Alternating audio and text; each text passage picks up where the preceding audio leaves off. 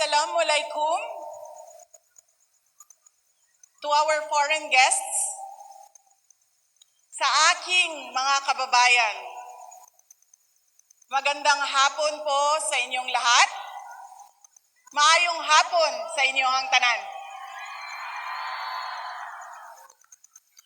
One of the most important lessons I have learned as I navigate life, and the same thing that I believe we should ponder upon as one country, united in our determination to overcome our difficulties and achieve our aspirations, is that we should commit to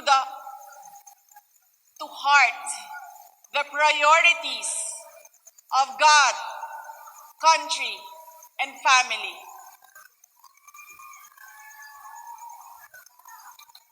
My life is a testament to the power of a God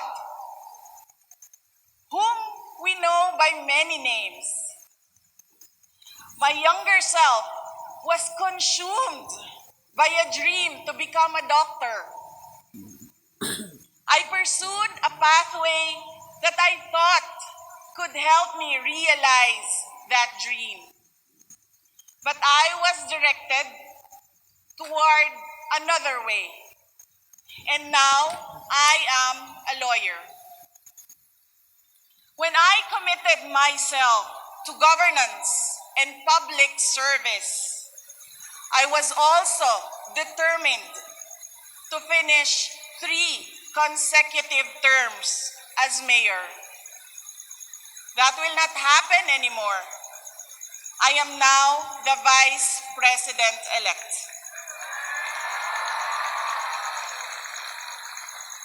The voice of 32.2 million Filipinos was loud and clear, with the message to serve our motherland. And this message has been reiterated in my oath to consecrate myself to the service of the nation. There is a God whose will transcends the desires of our hearts, one whose will directs us to the way that we might not have imagined, but a way that consecrates ourselves every day to help our fellow men overcome the difficulties they face in their lives, to change lives, to save lives. If you all take a moment to listen to the call to serve and decide to heed the call, in the same way that many are already devoting their lives as hardworking farmers and fisherfolk that ensure that there is food on our tables, dedicated health workers who help the sick, brave soldiers who fight for our country, honest and fair entrepreneurs who support our economy, patient school teachers that guide our children.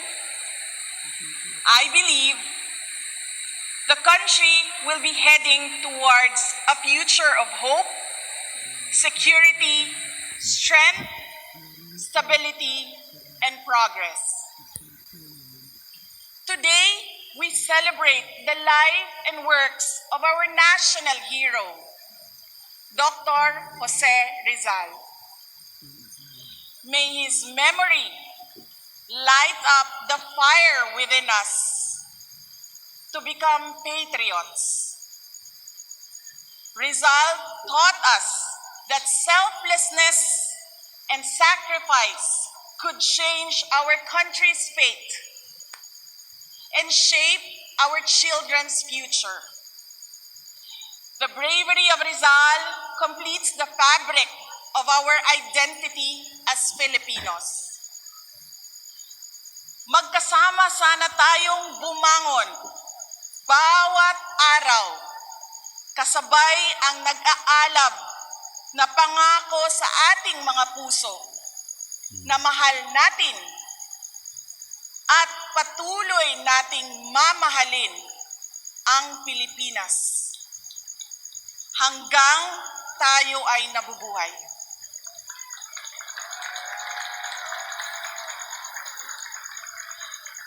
Let us show our love for our country by taking care of our families and communities despite the unending challenges that come their way.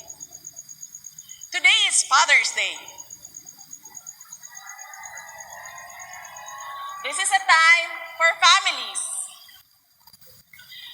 But you are here with me. Daghang salamat sa inyong pagtambong ug pagkuyog kanako niining adlaw. Happy Father's Day to all the fathers who make sure that another person is given the best of everything. Today, our children are facing a very complex future, one that is rife with conflict and uncertainties. Some of these challenges include the winding cycle of poverty, the trauma of broken families, the lifelong baggage because of irresponsible and bad parenting, the abandonment issues due to an absentee parent, the anguish of gender confusion and discrimination, the destruction brought about by drugs, the lure of easy money in criminality, cases of HIV and other sexually transmitted diseases, the failure to identify and speak up against different kinds of abuses, the life-altering effects of teenage pregnancy, the detrimental effects of illiteracy, the emotional injury of bullying, unstable mental wellness, recruitment to support terrorism, misinformation in the internet. The list could be endless. A strong, loving, happy family sets down all the basic foundations essential in the development and growth of a child. At home, parents have the duty to teach children the values of integrity, discipline, respect, and compassion for others. And we should never forget that it is the duty of each Filipino family to emphasize that education begins at home. Atong isilsil sa ilang alimpatakan nga ang maayong pamatasan, edukasyon, ug pagpaningkamot maoy magdala kanila palayo sa kinabuhi nga puno og kalisod, padulong sa maayong kinabuhi nga ilang ginahandom. We should not, as we could not afford to squander the future of our children. The days ahead may be full of challenges. The that call for us to be more united as a nation. But let me reiterate this. We can never go wrong if we are a people dedicated to honoring the will of God, to serving our country and our fellow men, and protecting the integrity of our families and the future of our children. Ako po si Inday Sara, a proud Davaoeña, very proud, a proud Mindanaon. Hindi ako ang pinakamagaling o pinakamatalinong tao sa Pilipinas at sa mundo.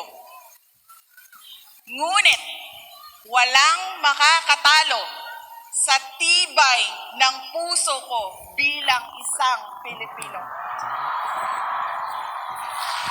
Mabuhay ang Pilipinas! Daghang salamat.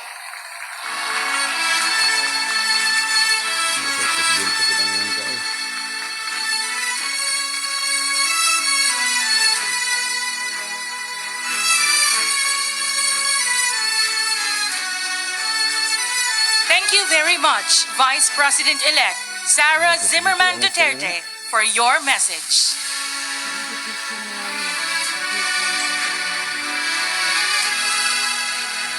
We will now have the photo opportunity with Vice President-elect Sara Zimmerman Duterte.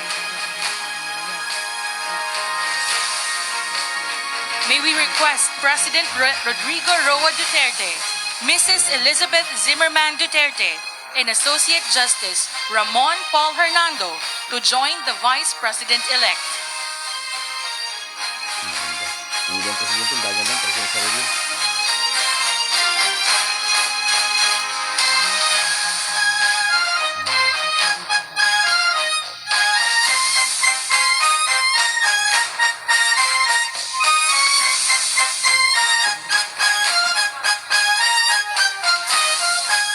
For the second batch, may we call former President Gloria Macapagal Arroyo to join on stage.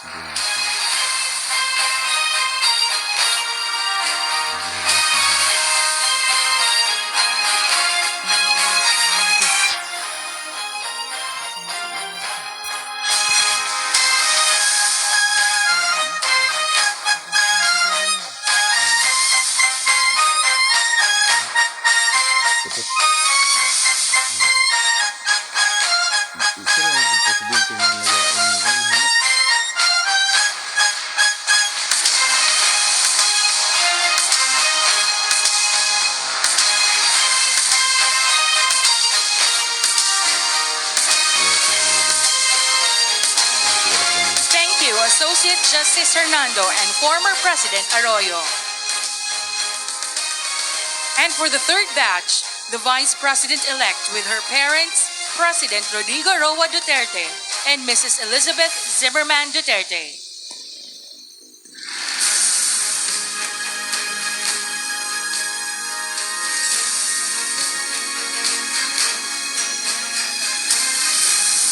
The Duterte, Zimmerman, and Carpio family members to join the Vice President-elect and her parents.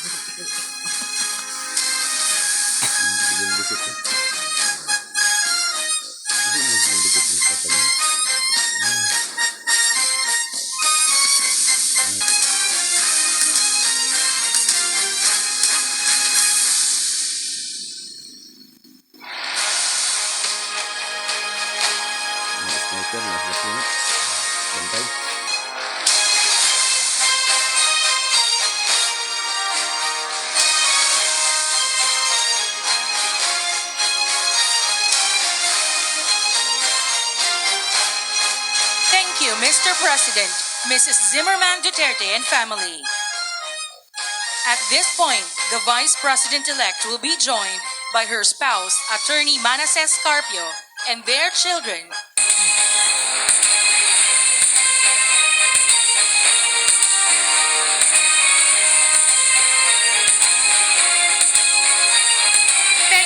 Attorney Carbio and children,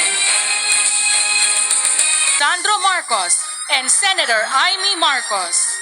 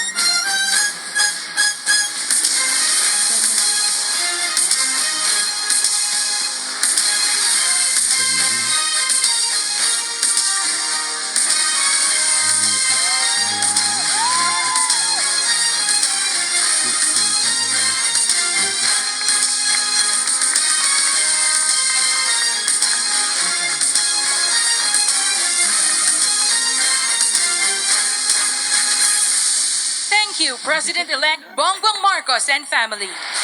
Ladies and gentlemen, that ends the inaugural ceremony. Once again, thank you, Mayor President Rodrigo Roa Duterte, for your presence in this momentous event. Thank you and congratulations, Vice President-elect